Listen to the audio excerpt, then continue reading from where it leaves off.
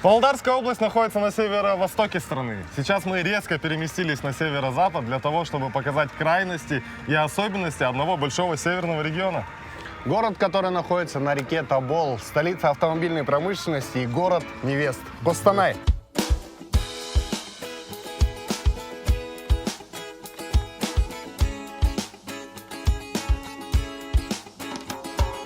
Самый чистый город, нам он очень дорог. Если придет холод, встретят тебя тепло. Наши девушки самые красивые, Наши парни самые счастливые.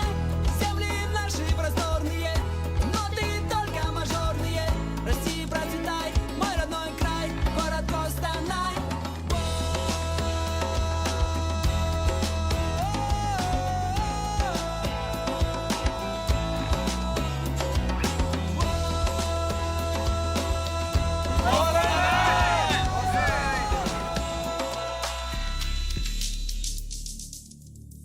Костанай. Город расположен на северо-западе Казахстана. Первоначальное название – Николаевск. В начале 20 века город являлся крупным торговым центром и был важным звеном, связывающим Азию и Россию.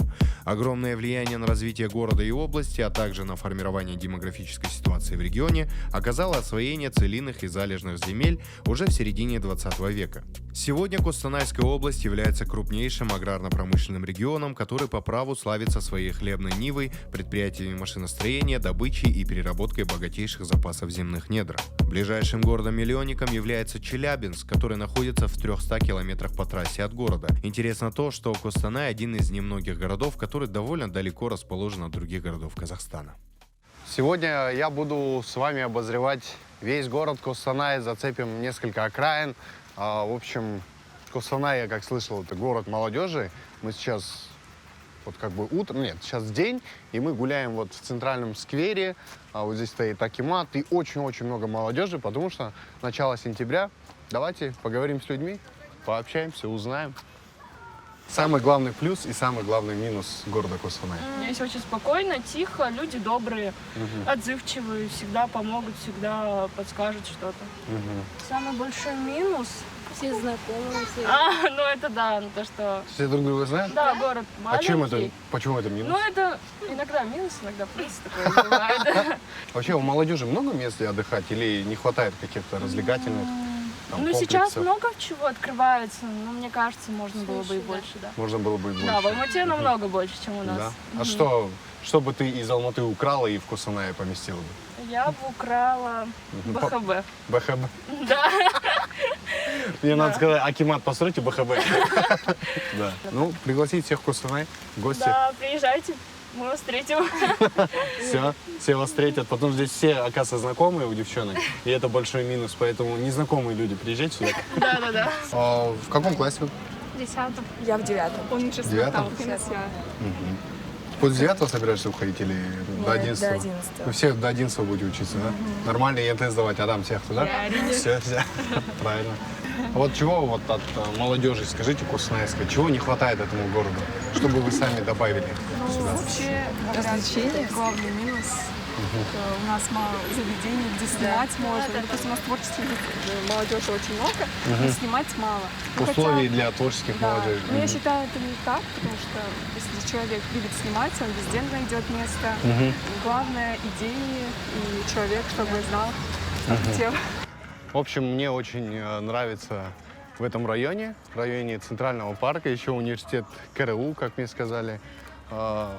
Огромная просто территория парка, там еще есть аттракционы, здесь стоит акимат, университет, и могут реально, как в американских университетах, знаете, после пар выходить и заниматься прямо на лужайке, сидеть на лавочках, в общем, по кайфу. И еще такая фишка города, я заметил, везде здесь играет музыка. Вот на вот таких вот столбах, ребята, вот посмотрите, стоят колонки, и они стоят по всему городу. На окраинах не знаю, но в центре точно. И играет разная музыка, там от Фрэнка Синатры до Ахлбек Джемини. Поэтому Костанай довольно музыкальный город. В 46 километрах от Костаная находится маленький город Рудный с населением чуть больше 120 тысяч человек. Рядом с городом находится Соколовско-Сарбайское горно-обогатительное производственное объединение, крупнейшее казахстанское предприятие по добыче железных руд, где и трудятся в основном местные жители. В феврале 1949 года летчик геолого-разведочной экспедиции Михаил Сургутанов, пролетая над месторождением Сарбай, заметил странное поведение компаса. Впоследствии сюда приехали геологи, географы, и образовалось вот такое вот Соколовско-Сарбайское месторождение. Так что Рудный можно назвать городом горняков. Что говорить, если даже гостиница, хоккейный клуб, концертно-развлекательный центр, спортивный клуб или пансионат носят название «Горняк». По данным Комитета статистики, в Рудном средняя зарплата около 180 тысяч тенге. Какая же реальная зарплата у жителей города и как они живут на самом деле, мы узнаем с вами вместе. Ну здравствуй, Рудный. Наш город любимый, чаруешь меня ты, с палаток родился в степи. Руду добывают и пишут поэты, тебе светлый город стихи. Какой же ты Рудный, прекрасный, чудный, тебе никогда не стареть. И каждой весною всегда ты со мною, и вечно тебе молодеть. И каждой весною всегда ты со мною, и вечно тебе молодеть. Друзья, рядом со мной Максим. Максим будет гидом в городе Рудном. Он говорит, что все от и до здесь знает, все нам покажет, все плюсы и минусы.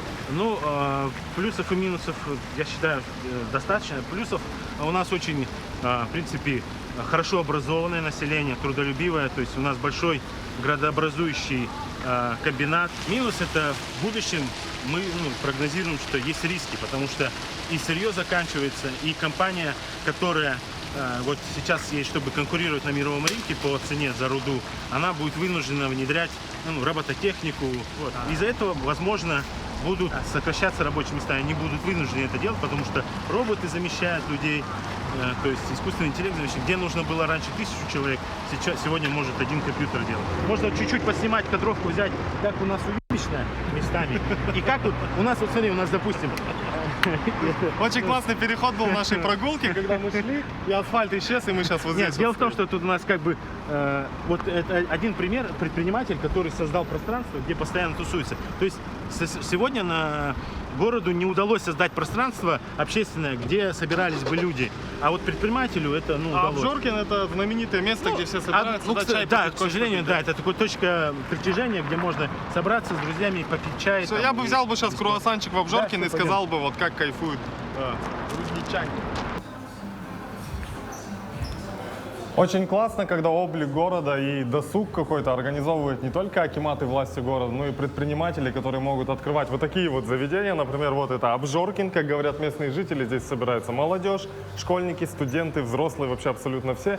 И сидят, общаются, выпивают кофе. И сейчас давайте мы попробуем взять себе тоже и попробуем на вкус этот же Обжоркин.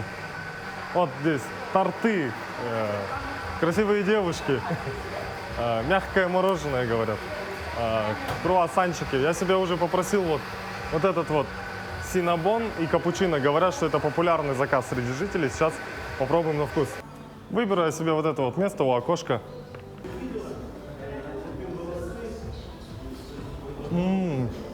Это реально нереально вкусно. Тот самый случай, когда пальчики оближешь. Я уверен, что остальная выпечка там такая же свежая и вкусная, как здесь, потому что мы зашли, неожиданно заказали, сразу забрали, то есть это не было какой-то постановой, поэтому обжорка, респект, посидеть, пообщаться, чаек попить со сладостями, вообще в самый раз, кайф.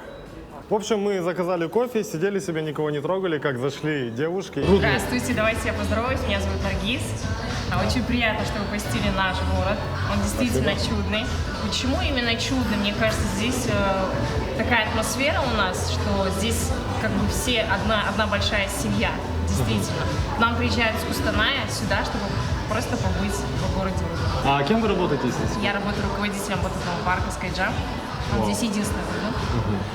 Если не секрет, ваша примерная зарплата в месяц? 150. 150. Рядом со мной Венера, мы продолжаем интервью с жителями города. Сколько лет вы здесь живете? Я с самого рождения здесь родилась, на данный момент мне 36 лет. Вот, всегда жила в городе Рудном. живу, работаю. Самый главный плюс и минус, по вашему мнению? Плюс, наверное, в том, что он небольшой, компактный, маленький. Здесь жизнь такая размеренная, спокойная, не надо никуда бежать, все рядом. То есть, если ты захотел сделать документы, это можно делать в течение дня, быстро. А если говорить о минусах Удачи. города, что бы вы выделили?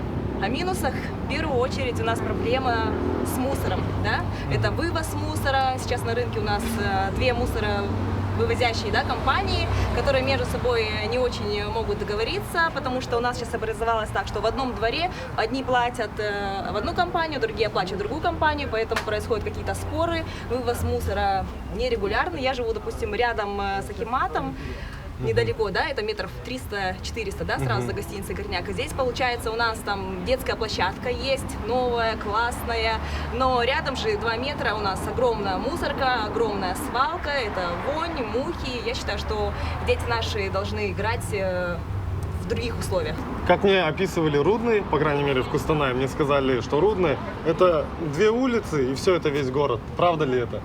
Здесь, получается, центральная улица Ленина, и по бокам ее идет Парковая и Топорковая объездная, где могут переезжать вот эти грузовые машины, да. И все, да. Еще у нас есть такая проблема, да, которую, я не знаю, на данный момент решается или нет. У нас последний месяц очень плохая питьевая вода. Хочется еще сказать, что у нас огромное, да, городообразующее предприятие, и хочется, чтобы все-таки наш маленький город и жители города Рудного, да, жили достойно, получали достойную заработную плату, потому что наши мужчины, работники, да, предприятия городообразующего зарабатывают не так много, да, и еще у нас должен быть хороший, красивый фонтан, а не как отремонтировали и сделали на данный момент. Я знаю, что выделили на это чуть более 2 миллионов тенге, но сделали просто пластиковые трубы, вот этот кафель заменили. Я считаю, что должен быть достойный, красивый, и найти людей, которые это сделают. А еще есть такой стереотип, что жители Рудного, в частности девушки, много занимаются спортом. Так ли это?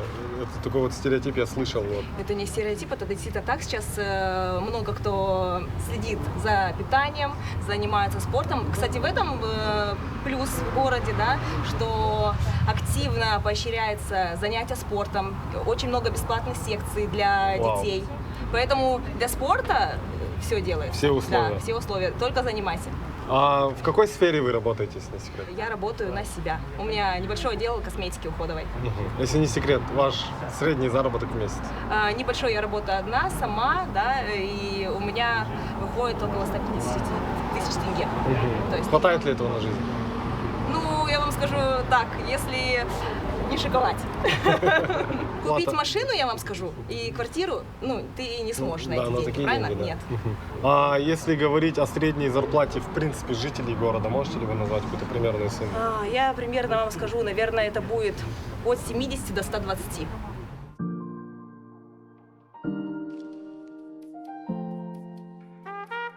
Мы с командой решили зайти в областной историко-краеведческий музей, который расположен в центре города. Как оказалось, это один из старейших музеев Республики Казахстан, основанный аж в 1915 году. Само здание является памятником архитектуры начала 20 века. Внутри музея имеются всемирно известные и уникальные произведения первобытного искусства, такие как каменная скульптура «Тобольский мыслитель», жертвенник с головой Архара и еще около 4000 произведений живописи, графики и скульптуры ведущих мастеров СНГ, которые представлены в художественной коллекции музея. Очень интересный факт мы замечаем, когда ездим по всей республике, что здесь действительно развита культура музеев, как нам говорила местный гид Эльвира, что очень много людей приходит в музей, и мы сейчас находимся в краеведческом.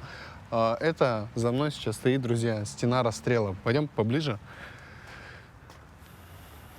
По словам гида, здесь был застрелен каждый 10-й житель этого города.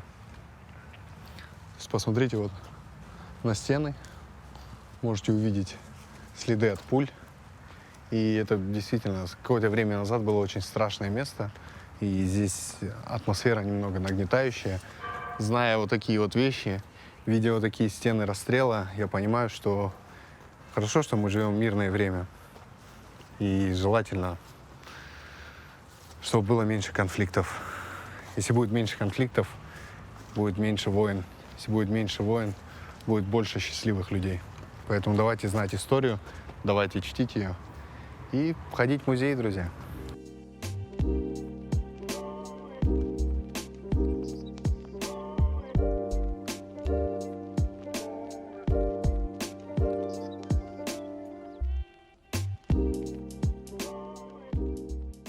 Мы находимся сейчас на набережке Кустаная. Это основная набережная, которая находится в центре. Вон там видим, что женщина чистит сейчас воду. Вода немножко грязненькая. Но меня больше смущает другое. Здесь абсолютно нет людей. Пойдемте, я вам покажу. Но сейчас, конечно, не время. Обычно по вечерам здесь бывает молодежь. Гуляют дети, там, родители с колясками. Но вот посмотрите, просто ничего нету. Мне кажется, это связано с тем, что очень мало активности. Здесь нету тех людей, кто сдает там велосипеды в аренду, какие-то детские машинки, донеры здесь не продаются. Ну, если бы это было, здесь было бы побольше людей. Вот. А так очень аккуратненько, красивенько, цветочки. Мне все нравится. Скажите, пожалуйста, как можно двумя словами Кустанай, короче, описать? Для меня Кустанай — это как твоя личная комната, в которую тебе приятно приезжать и просто уединиться. Ну, допустим, ты ездишь по Казахстану, тоже колесишь куда-нибудь по делам, по соревнованиям, ну, вообще уезжаешь, и тебе приятно возвращаться сюда так же, как просто зайти в свою комнату и отдохнуть просто. Интересно. Кустанай — личная комната, двумя словами. Прикольно, прикольно. Детская, да? Детская, да. Ну, вы спортсмены, да, пацаны? Да, вообще спортсмены. Боксом занимались? Не, у нас смешанные ремесла, ММА выступаем. А, да ты что? ММА выступаем. А много вообще молодежи здесь спортом Здесь у нас интересует? что сейчас вот именно Кустанай сейчас залов, много залов открывается. Вот. Бокс, ММА, борьба, все развивается, честно. Бокс, именно ММА, течение ММА, грэпплинг, джиу-джитсу очень у нас сильно развивается сейчас. Надеюсь, через года 3-4 у нас будут чемпионы, которые будут показывать уже на мировом уровне себя. По-любому. Да, по-любому. Конечно. Вы же вот ездите на соревнования, да? Ну, типа, вам платят за соревнования? Да, как положено, спорткомитет оплачивает деньги суточные, как положено, квартиру, ну, все дают, вот, питание, проживание, все оплачивают. Блин, круто. Полностью, Это везде так или только ну, вот вообще здесь? в основном сейчас везде так. Сейчас что спорткомитет хорошо спонсирует всех. Да? А сколько за бой там платят или как? Нет, или как ну, смотрите, зарплата? смотря как. Если ты на бой выходишь, там уже как коммерческий идет. А если вы, например, по боксу выезжаем, по борьбе, тогда уже спорткомитет оплачивает все это. Проживание, питание, даже форму выдают. Ничего себе. А потом, когда уже выигрываешь, еще выигрываешь, там уже на такие? зарплату стоят. Если ты Казахстан чемпионат выигрываешь, у тебя уже зарплата там от 130 тысяч. Если ты дальше выиграешь чемпионат Азии, у тебя уже зарплата там 150 тысяч, мир 100, ну, за 200 там уже уходит. Ну, вообще, типа, спортсменам быть выгодно, можно так сказать, да? Сейчас в данный момент спортсмены условия хорошие дают, если честно. Да. Ну, ребята, занимайтесь спортом, потому что это оплачивается в данный момент. Ну, типа, лет 10 назад такого не было же? Да, не было. Типа, что вы вот прям платили за бои, там еще суточные, потому что ребята, тоже мои знакомые, кто выезжал там куда-то, не за границу, даже Чертей Казахстан, там другой город просто. И они жили, не знаю, в таких хатах, где там 18 человек в однокомнатной квартире. Ну, вы через это проходили? Да, ну это было давно, да. Тогда не было условий, тогда никто не выделял деньги. Ну да. Сейчас еще уровень.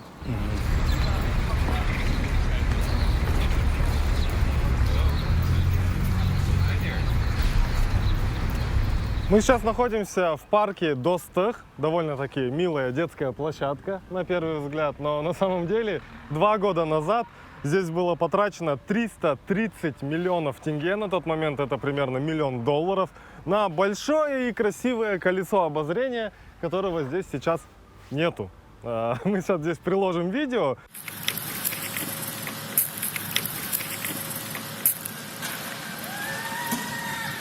Что с ним происходило, и затем впоследствии в 2020 году его демонтировали. И вот так вот тратятся большие деньги на вот такое вот большое сооружение, колесо обозрения, вот такое вот гигантское. А хотя активисты города очень, можно даже сказать, слезно просили, чтобы им построили дом молодежи, так как здесь в Рудном очень активная молодежь, и им нужно, то есть, место для их досуга, для деятельности. И вот чисто мое мнение, лучше выделять деньги на такие объекты, где можно прийти, чему-то научиться, что-то сделать новое, нежели чем просто колесо обозрения, которого не существует. Главный плюс и главный минус города Рудный, по вашему мнению? Да особо минусов я, наверное, не назову. Он маленький, он уютный, он удобный. Наверное, каждый человек любит то место, где он родился, вырос. Рудный — это как своя такая любимая уютная квартирка, да? Именно, да. Да, вот такие ощущения она Да. вызывает. А вот, например, выходные, вот вы после рабочей недели хотите всей семьей пойти отдохнуть. Вот чем вы занимаетесь, например, в субботу и воскресенье с семьей? Гуляем с детками, ходим в кафе. Большой ли выбор этих кафе? Ну, именно семейных, чтобы с детками, на самом деле нет. Хотелось бы, наверное, побольше. Примерная средняя зарплата, которую вы здесь зарабатывали? До 100 тысяч. До 100. 70, 80. Хватает ли на жизнь таких денег? Если ты одинокая, без детей, и тебе не нужно никому помочь, ни родителям, ну, быть может и хватит. Но на самом деле, ну, это же смешно. Это мало.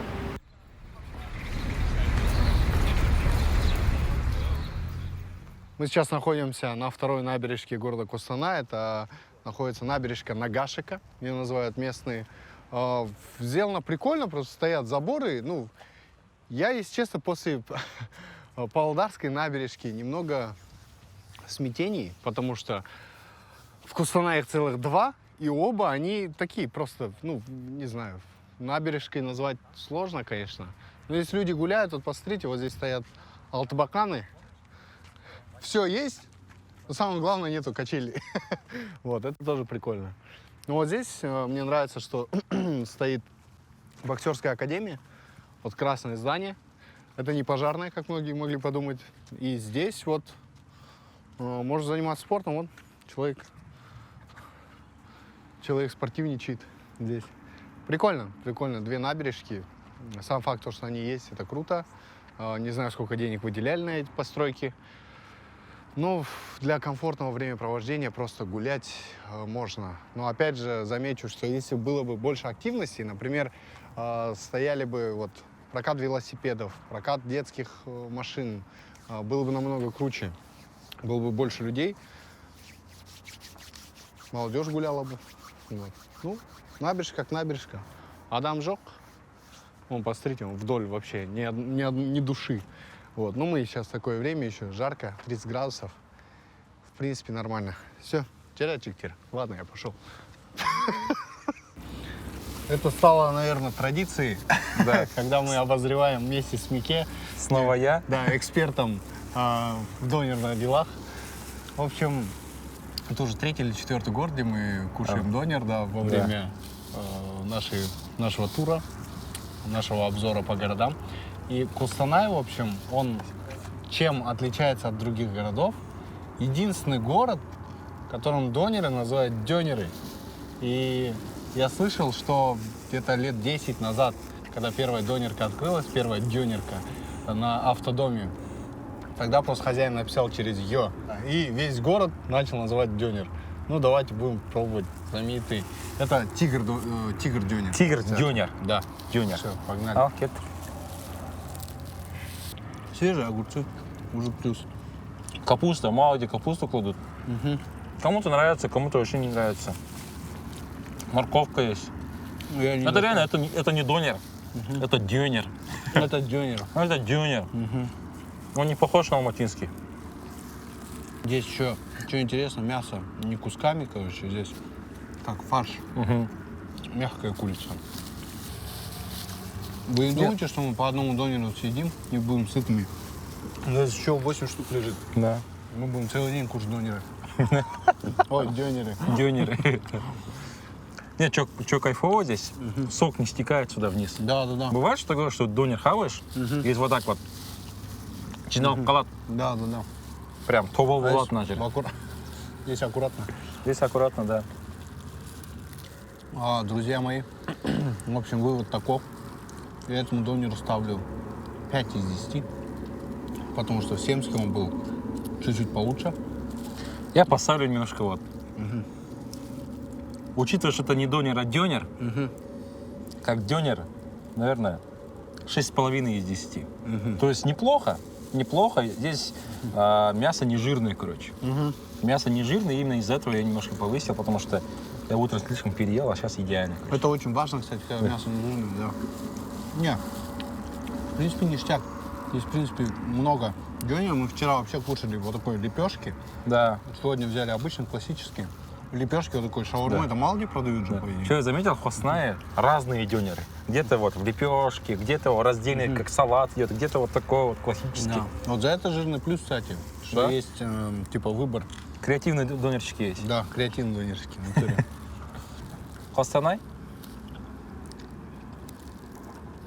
Не, мне залетает.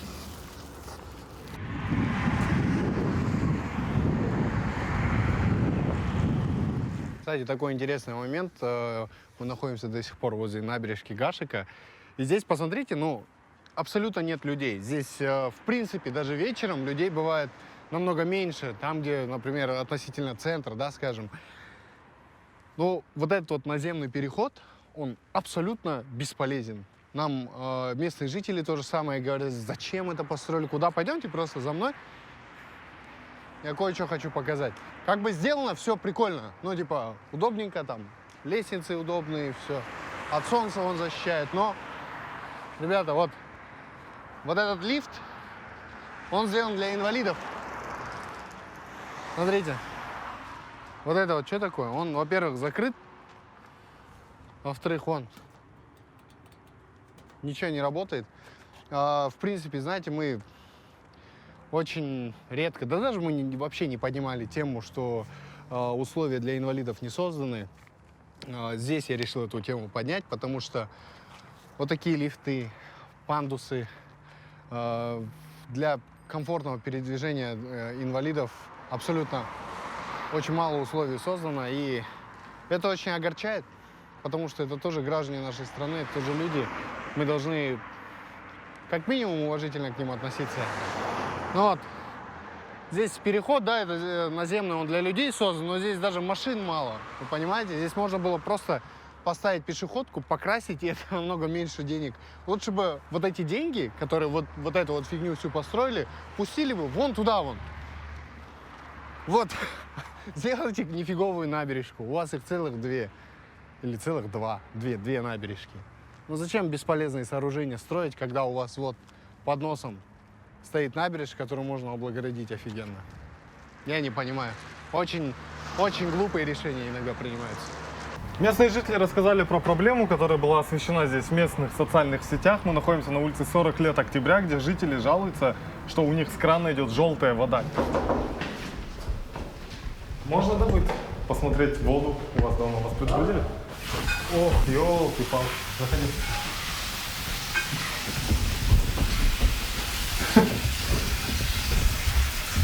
Кока-кола просто вот. Это горячая вода, да? Да, горячая. А теперь попробуем холодную включить. Холодная, мутная.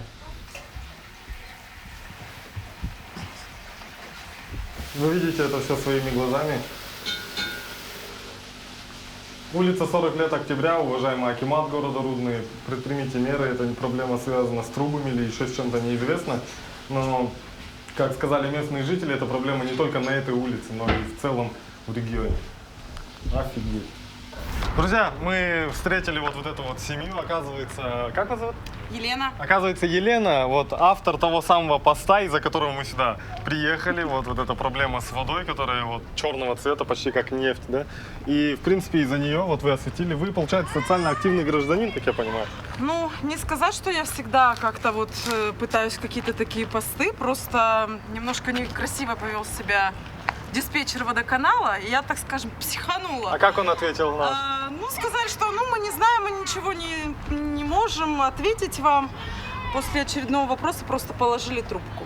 И я решила все это дать огласку в соцсетях. Вот до чего дошло, сейчас вся страна теперь увидит вашу проблему. Это очень хорошо, что хоть кто-то тогда займется нашим водоканалом, потому что, ну, не мы одни единственные, кто в городе жалуется на качество воды. Очень часто у нас то вода цветет, то что-то сломалось, то еще что-то. Много лет вы живете в Рудном? всю жизнь свою. Смотрите, ребята, нам очень так классно попалось. Вот семья города И муж Рудный. тоже всю жизнь здесь Тоже живет. всю жизнь. Да. Круто. Я бы офигел бы, если у вас история любви была, что вы еще одноклассники там. Не так, не настолько. Ну, типа того, мы вместе ходили на баскетбол. Вау, серьезно. Да. Баскетбольная спортивная семья, да? Да. А вот смотрите, допустим, наступили выходные, суббота-воскресенье. Вы с семьей решили пойти куда-то отдохнуть, например, прогуляться с детишками. Есть ли куда сходить? Вот мы сами сделали себе площадку. И сюда на выходные отдыхать. Это вот дело рук моего мужа и еще пару семей. Так это вы сделали тоже, да? Ваша рука сюда тоже привелась. Вот респект вот таким вот жителям, которые уже устали ждать Да, мы помощи устали от уже от кого-то кого-то. и просто сами вот так вот вышли, сделали детскую площадку, зато детишки Да, теперь кайфуют. здесь весь район, все дети, все здесь у нас. Классно. Потому что, ну, можете посмотреть сами, вот на протяжении всего вот этого района площадок больше у нас нет нигде. Ну смотрите, какая классная площадка, уважаемые акиматы всех городов. Обращайтесь, вот здесь вот готовые подрядчики стоят, которые могут выехать и построить и вам детскую площадку. Справитесь же смело, да, чтобы и там дети еще собирались. Ну да, наверное. Вот если говорить о Рудном, главный плюс, по вашему мнению, и главный минус этого города, как вы считаете? Давайте начнем с плюса. Самый главный плюс, наверное, это люди. Все-таки люди у нас отзывчивые, добрые и те, кто болеет за свой город. Плюс то, что еще у нас очень зелено. А минус? Минус, наверное, в том, что не очень хорошо за ним смотрят.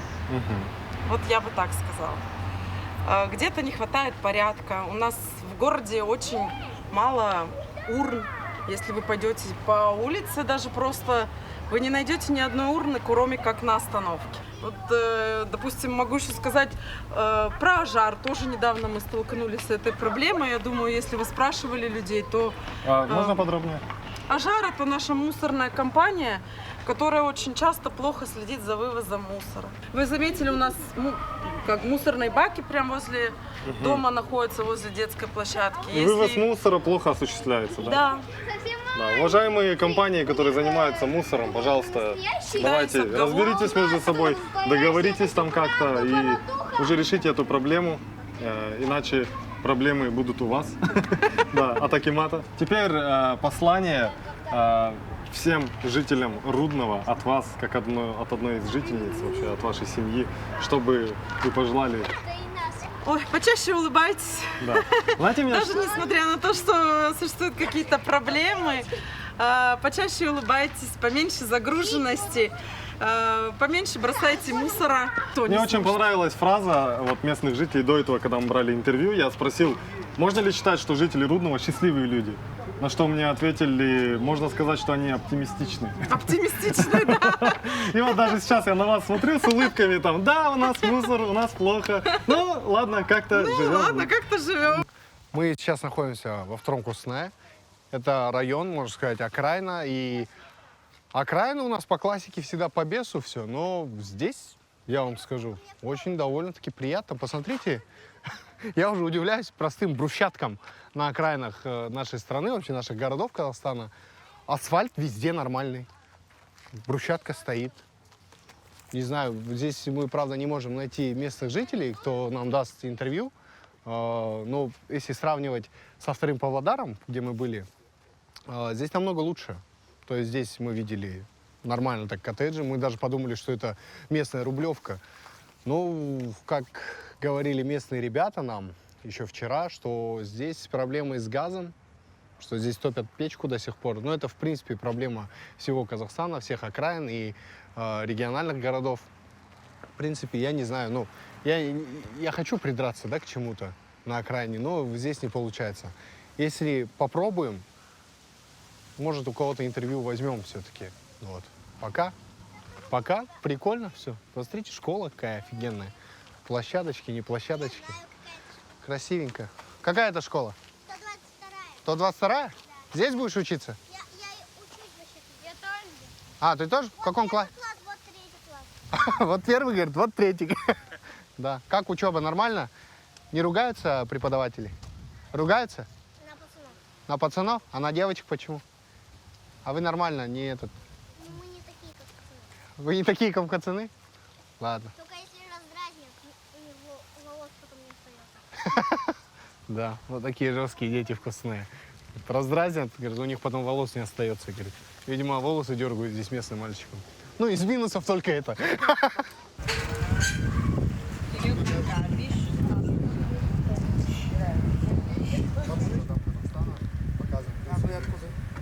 Мы сейчас берем интервью у главного по району, да, можно сказать? Да, по всему микрорайону. Я представитель акимата города в этом микрорайоне. Вот в этом доме я проживаю.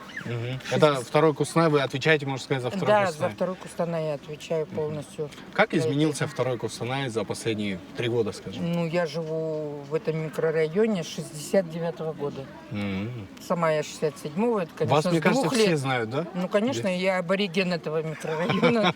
Получается, все знают меня, и все вот поколение вот растет. Вот эту площадку я выпрашивала для моих внучек и для нашего двора, для близлежащих дворов. А везде, играть. Везде поставили такие площадки, да? Вот, ну, Нет, конечно. На втором Кустанае их всего 3. Да, Мы стараемся, конечно. Второй Кустанай, он преображается. А почему вы говорите, вы выпрашивали? Это приходится выпрашивать, получается, у акимата, чтобы построили такие площадки? Ну как, не выпрашивать, а в очереди. Это же очередь. Очередь большая, у нас же много вот микрорайонов. И сейчас новые микрорайоны строятся, вы видели? Ну да. Алтенорман, юбилейный, сейчас вот Береке строятся многие. Ну как, очередь большая, конечно, на площадке. Они все уже давно устарели площадки, а это вот новые.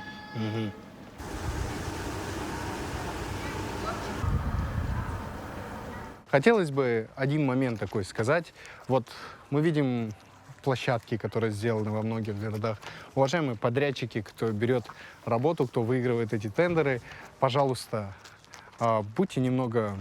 Включайте совесть, когда делаете, потому что это делается в первую очередь для детей. В первую очередь для детей делается, и есть небольшие недоработки, там, например, поверхность постеленная, она немного некачественная и крошится. И охота, чтобы было качественно, чтобы это на много-много лет хватило нашим детям. А то делают как попало, и мы, если бы вот эти мелочи все показывали, этот выпуск шел бы 2 дня, наверное. Поэтому мы не обращаем внимания на такие мелочи. Вот есть площадка, пусть она будет, классно, но делайте качественно тоже. И еще момент, как нам сказала вот местная жительница, старожила района, Бибигуль Тате, она говорит, вот мы постоянно требуем от государства, чтобы нам там поставили площадку, чтобы нам сделали дороги, садик поставили. То есть требуем, и потом ставят. Почему наше государство, то есть акиматы города, не все, конечно, но в основном безинициативные. То есть пока им не скажешь, они не будут делать.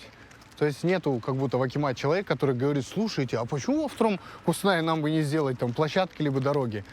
Инициатива должна от вас тоже исходить. И люди, граждане, пожалуйста, перестаньте просто так жаловаться в интернете, писать там, вот, посмотрите, вот это вот, один негатив. Если вы хотите один негатив видеть, вы только это вокруг будете видеть. А если будете проявлять инициативу и предлагать какие-то решения проблем, то и акимат, и граждане, они будут в хорошем, приятном диалоге вместе. Поэтому давайте инициативу проявлять и давайте обращать внимание на проблемы, потому что кроме нас это никому не нужно. Собираясь уезжать на другую локацию, мы наткнулись на конфликт между Бибигуль Тате и одной из жительниц второго Кустаная, которая была недовольна тем, что в домах еще не провели газ. Вот видите, вы не умеете даже слушать. Вот вы сейчас пойдете, Хорошо, если в этом следующему году... скажете, что старшая сказала, все, к Новому году, это же вообще уже... Да, если в этом году Гуля, не будет, я соберу всех соседей, у кого газ есть, и приду к тебе греться. 21-й год. Хорошо? Сейчас. Пожалуйста. Вот ты вот сейчас вот обещаешь при всем, что в этом году будет газ. Я уголь не покупаю. Я в этом не году. обещаю. И как Ой, мне нет, говорят покупай, в Надя. ЖКХ, Вот главный, видишь, ты опять я говорю, выгибаешь. как Надя, мне покупай говорит, уголь, покупай. как мне говорит это главный специалист А нам ЖКХ, сказали, в который августе работает. проведут газ. В август уже прошел, уже нету. Единственное, что я вывел из этого конфликта, это то, что обычные жители не должны ссориться из-за обещаний правительства. Если вы говорите, что в конце августа будет газ, то надо его давать, а не постоянно добавлять сроки сдачи. Ведь это не первый пример и показатель того, что зачастую, когда правительство ставит сроки на определенные объекты, они их всегда просрачивают. Кстати, до выхода этого выпуска нам сказали, что газ уже провели, и это, несомненно, радует. Жители Рудного говорили про проблему того, что несмотря на то, что город находится на реке Тобол, у них нету своей набережной, даже не то, что набережной, нет своего пляжа, где люди могут приехать и отдохнуть. Видели только что знак, где изображено, что купаться здесь запрещено, но при этом это является самым популярным пляжем здесь, в Рудном. Я правильно понимаю? Да, сейчас мы находимся на пляже МЖК. Это один из самых популярных был мест отдыха рудничан в прошлом.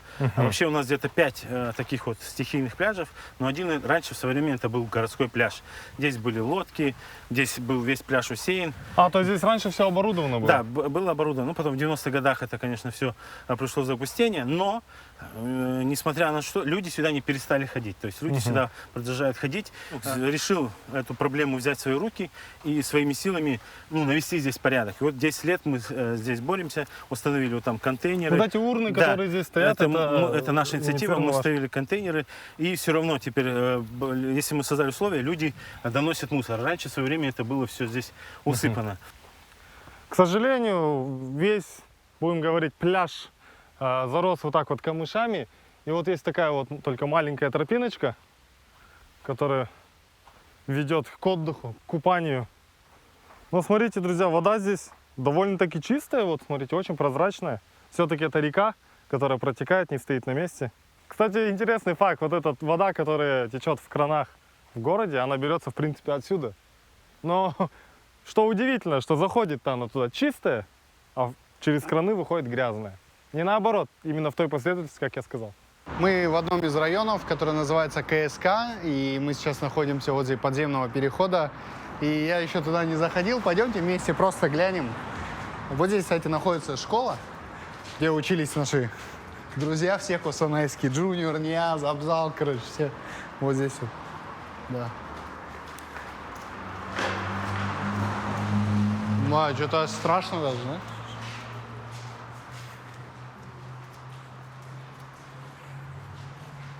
Но здесь не воняет прям, типа не так сильно, по крайней мере. Я не знаю, почему как его говорили, что какой-то подземный переход страшно. Нормальный переход, не знаю. Но если там сравнивать с Алматой, то, конечно, в Алмате в переходах, короче, играет музычка, там, дамбра, песни Батырхан Шукенова. А здесь? Не, я не знаю, ну, типа, может быть, ночью как-то здесь не очень, типа, в туалет ходят люди. Но, типа, сейчас нормально. У меня тоже аллергия, нос забит, и я не могу дышать, может, из-за этого я ничего не чувствую. Но, в принципе, нормальный переход, не знаю, что все говорили. Вот, переход снимите на КСК. Нормальный переход, куда я? Вы лучше вот этот вот наземный переход уберите, который в этом районе, где вторая набережка. А рядом со мной стоит мой очень хороший друг. Это Даник. Он с этого района, с КСК, но сейчас живет в Алматы. Сколько лет ты здесь жил, брат? Ну, около 16 лет я тут прожил. 16. На этом районе, да. Ага. В этой школе ты учился? Да, в этой школе учился. Ага. Тут вырос, игрался все свое детство. В принципе, до осознанности я тут вырос. Типа это считался криминальный район? Да. По факту он считался криминальный, тут было много наркоманов, но как бы районские пацаны всегда было такое, что всегда собирались сами и как-то искореняли эту проблему. Вот. Сами разбирались? Да, всегда такое было, что наш район, он очень дружный. И вот как бы по одному зову все собирались и как бы вот эту проблему все решали. Потому что как бы кто был тогда, они сейчас чуть постарше, и у них как бы, и авторитет все остался, и они, в принципе, ту же линию гнут. Понимаешь, вот. Да, вот Даник, кстати, это не просто слова, потому что он был когда-то участник команды Астана Орландс, да, в составе Астана Орландс, именитый боксер. Сейчас почему забросил карьеру? Ну, много очень факторов. Я не могу сказать, например? что из-за чего-то одного я бросил спорт. Это, наверное, больше из-за финансов, наверное. Такое вот. Ну, в дело. Астана Орландс ты зарабатывал 600 тысяч, Да. я помню, ты говорил. Да. Это был на тот момент 2015, да, где-то 16? Нет, 18. А, 18 год. 18, да. В 17-18 году, представляешь, 600 тысяч зарплата была у боксеров.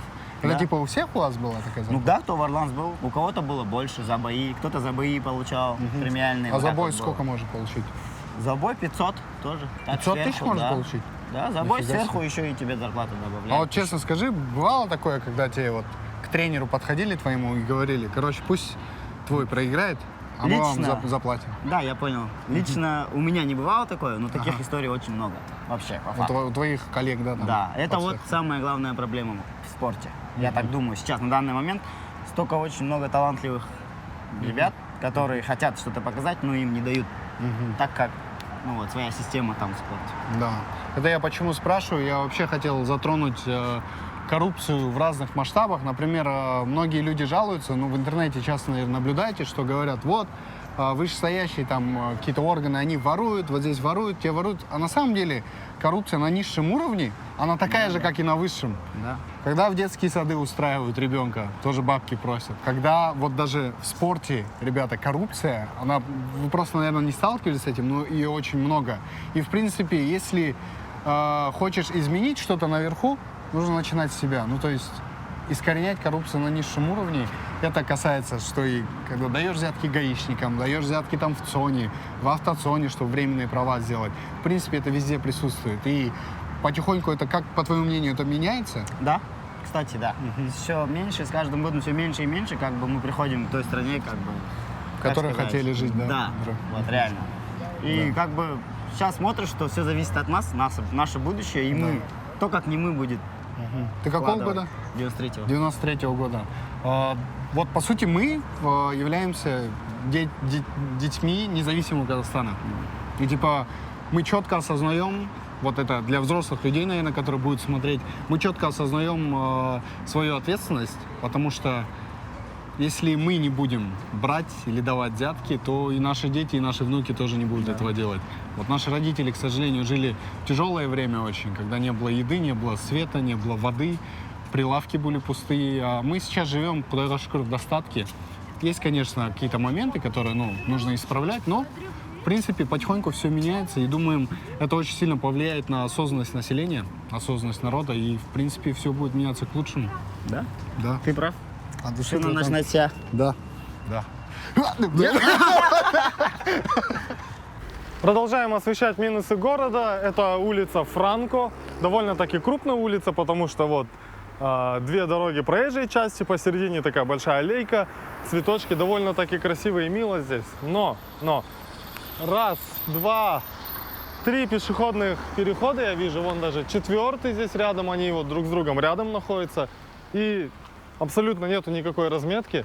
Благо здесь есть знак, хотя бы так, но разметка полностью отсутствует. И мы только что сделали такое наблюдение, что если бы мы находились здесь вечером, то здесь было бы абсолютно темно, потому что здесь нету даже фонарей для освещения, потому что вот так вот, сними меня, вот вдоль всей улицы ни одного фонаря, и здесь получается ночью абсолютно темно. И это при том, что это одна из крупных улиц. Вот. Соответственно, мы делаем вывод, что, наверное, с освещением здесь есть некоторые проблемы. Нам это у вас такой импровизированный мини-рынок? как Да, я нам понимаю. разрешили пенсионерам вот со своих дач продавать здесь. А платите ли вы какой-то налог за то, что вы здесь Нет, есть? не платим. То есть руководство города разрешило вам? Разрешило, у пенсионерам? нас есть разрешение, да. Вот именно вот здесь только наш вот район, все бабушки, вот продаем здесь. Блин, ну это же круто. Ну, конечно, хорошо. Не Да. на базар. Вот мы здесь живем, вышли, продали, пришли домой. А получается, кто-то из бабушек обратился в акимат и попросил... Мы разрешения? ходили все почти. Вы все пошли? Да. И что вам ответили, когда вы попросили? Ну, сказали, разрешили. У вас есть официально... Блин, документ. ребята, это классно. Вот.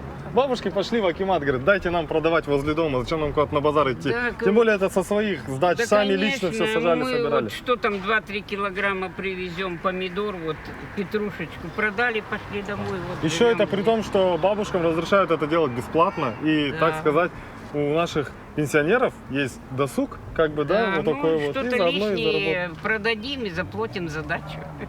Что вы можете сказать о Рудном? Вот, например, наступили выходные, вот вы с бабушками, с вашими подружками решили выкатить, потусить, погулять. Вот. Мы не гуляем, нам некогда. Некогда, Нам огородникам некогда гулять. Огородникам некогда. День города был праздник, день шахтера, день строителя, все праздники проводят на площади. А, ну то есть погулять люди здесь тоже любят. Да, Ну, и пожалуйста, можно, да? только нам некогда. Вы получаете пенсию? Да. Если не секрет. Минималка у меня 74 тысячи. 74. И помимо этого вот... Ну вот где-то что-то тут. И как, хватает на жизнь? Нет. Не хватает? Передвигаясь по городу, мы заметили огромное количество представительниц прекрасного пола. Да и на интервью соглашались только девушки, но под конец дня мы наконец смогли поговорить и с мужской половиной. Ты здесь всю жизнь живешь? Ну, как считать? Я сначала здесь родился, по итогу 4 класса уехал отсюда, а потом снова приехал. Ну, большую часть жизни Да, ты здесь да, провел, здесь да. больше. Вот, что скажешь про Рудный вообще? Про Рудный уютный город, я не знаю, мне самому нравится в маленьких городах жить, поэтому мне здесь уютно. А ты и куда нормально. переезжал? Я в Россию переезжал, в Челябинск, потом оттуда в Сочи переехал и все. И здесь кайфовее все равно. Да, мне все равно почему-то Вот смотри, понравилось. один главный плюс и один главный минус Рудного. Ой, я даже не знаю.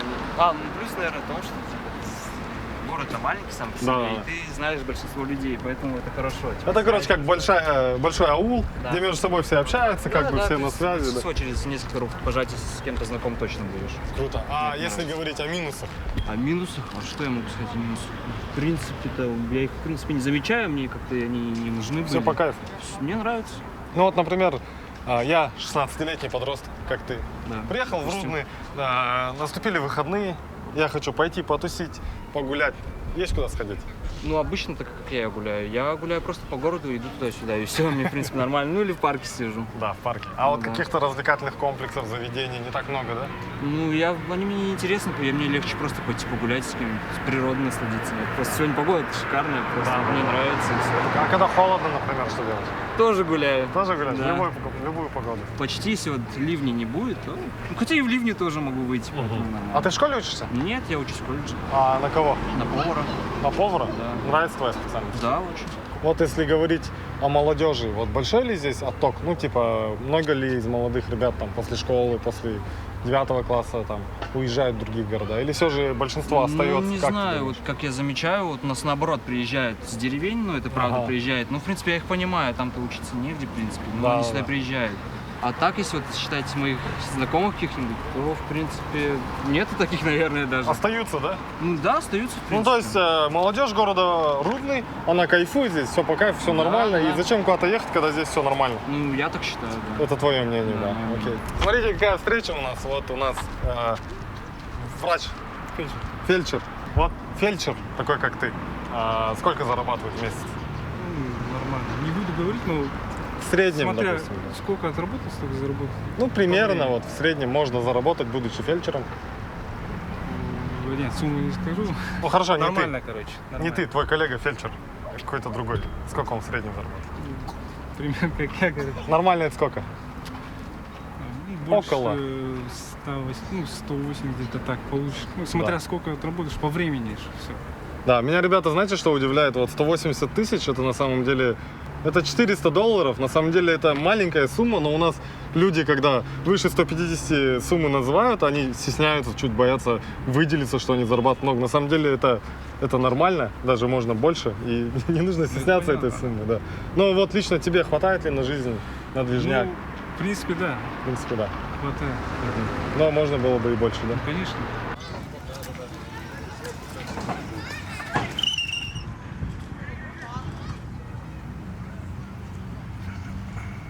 Давно женились? Женились только в прошлом году. Да. Да, а так уже 6 лет вместе. Карантин был, свадьба была? Нет, свадьбы не было. Вон, у нас тоже один человек на карантине женился. Я называю это те, кто зашарили. Здесь вообще комфортно, ну, как бы, растить ребенка, много куда можно сходить, вот именно молодой семье. Ну, в целом, да. У нас чистый город. Ну, вот ездили в Алмату. В Алмате нам понравилось побольше, хоть там мегаполис. У нас более спокойно, там есть куда сходить. Ну да. А чего не хватает этому городу? Вот что бы вы лично добавили? больше, мне кажется, для развития спорта, может, что-нибудь такое, бесплатные площадки, может, какие-то спортивные, может, побольше. А то молодежь что-то ленивая стала совсем. Да. А вы где? Здесь живете? Да, на рядом районе? где-то, ну, рядом. А там есть площадка детская? Там как-то? Да, есть. Но так у нас проблема, что нас воду отключают. Да? Часто? Ну, 2 раза за лето уже отключали. Вот это вот для нас проблема. Самое главное преимущество какое вот? Только в Кустанае есть и нигде больше нету. Просто здесь почище, мне кажется, чем Чистый везде. город. Чем в других городах, Ну, да? здесь видим, промышленности такой нету, как в других городах. Например, в Павлодаре там, ну, нефть, там уголь добывает, там грязный город.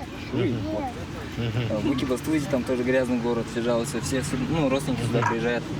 Там, здесь мясо, говорят, вкусное очень в Кустанае. Да? Но... Надо попробовать, да. Ага, ну что, на бешбармак тогда? Да. Хочу познакомить вас с Баукой. Это местный житель Кустаная. В общем, мы с ним познакомились еще, когда он играл в составе команды КВН сборной Кустанайской области. Да. Вот, в общем, опять же, ребята, возвращаемся к теме КВНа. Вот, благодаря КВН у меня в каждом городе есть друзья и знакомые. Вот, Баука один из таких друзей. Чем вот этот город отличается от других? Мне кажется, ментальностью. Ментальность? Угу. Вот здесь как бы такой климат именно доброжелательный. Атмосфера, да? Да, атмосфера, да. Он чем-то даже похож на Алмату. Вот, именно людьми. Вот, но единственное как бы различие, у вас всегда тепло. Ага. А у нас Да. тут бывает Не холодно. всегда. То есть, если алматинец переедет в Кустанай, он может чувствовать себя как дома? Смело. Да? Ну, мы, кстати, ребят, пропагандируем идею, что любой житель Казахстана, абсолютно в любую точку Казахстана, если переедет, он должен чувствовать себя как дома. Город Кустанай, говорят, город невест. Это ощущается как-то для пацанов? Думаю, да. Да? Ну, Сам не женатый? Намереваюсь. Окей. Интересно. Я слышал, что на одного парня, говорит, 4 девушки приходится. Это правда? Есть такая статистика. Да? Офигеть. Ну, потому что преобладают как бы женский пол в городе, Ну нежели да. мужской. Вот, и из-за этого как бы такие как бы разговоры ходят. Ну, а то, что девчонки красивые, это да. Ну да. Ну вот, кстати, я у всех спрашиваю, фишка города какая, никто про это не сказал. А по сути это же капец какое преимущество.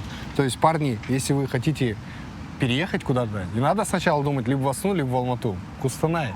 Задумайтесь об Приедьте этом. сюда, да? Да. То есть как минимум можно найти жену. В заключение хотелось бы отметить, что Кустанай действительно довольно чистый город, что не раз отмечали сами жители. Это говорит о культуре и цивилизованности живущего населения. В городе мы встретили очень много молодежи. На первый взгляд показалось, что это из-за начала учебного года. Но в защиту скажу, что половина лично моих друзей в Алматы — это как раз-таки кустанайские ребята. Конечно, печален тот факт, что многие уезжают учиться или работать в соседнюю Россию, так как ближайшие города Казахстана расположены относительно далеко. И, к сожалению, это не единственная причина. Отток молодых кадров и специалистов мы наблюдаем во многих регионах нашей страны. Зачастую это происходит потому, что молодежи делать нечего.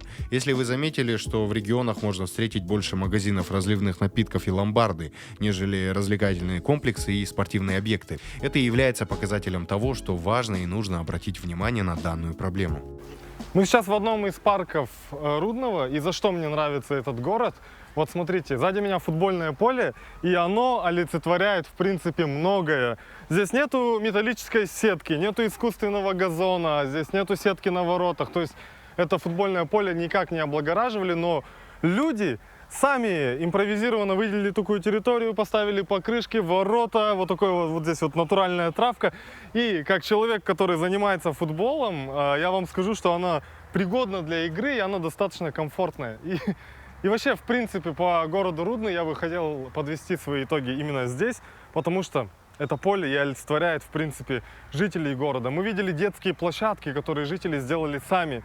Мы видели много разных моментов, то есть люди уже устали ждать какой-то поддержки откуда-то, то есть выделяются какие-то бюджеты, и они вроде исчезают. Это не только здесь, много где. Но люди задолбались ждать и начали сами облагораживать свою жизнь. И то, с каким позитивом они смотрят на это все, это очень меня зарядило, знаете. Вот у меня нет негативных эмоций от этого города, вот все позитивное. Хотя есть до чего докопаться, есть минусы, вы сами их видели. Но то, как люди с легкостью ко всему этому относятся, это очень радует. И вот, спасибо тебе, Рудный, за свою самобытность, за свою компактность, за красивых девушек. Кстати, это тоже город невест вместе с Костанаем. Спасибо тебе, Рудный, за свою открытость. Мне здесь понравилось. Здесь есть какая-то изюминка, какая-то душа. Ну и молодежь, которые верят в светлое будущее и любят свой город Рудный. Günde gelmeydi, tünde de gelmeydi olar. Kalbimde görmeydi, ümit elimde. Yeah. Bak elimden kanat şoğattın, seni alız kalıp gittim. Mümkün erten, bugün erten. Yeah.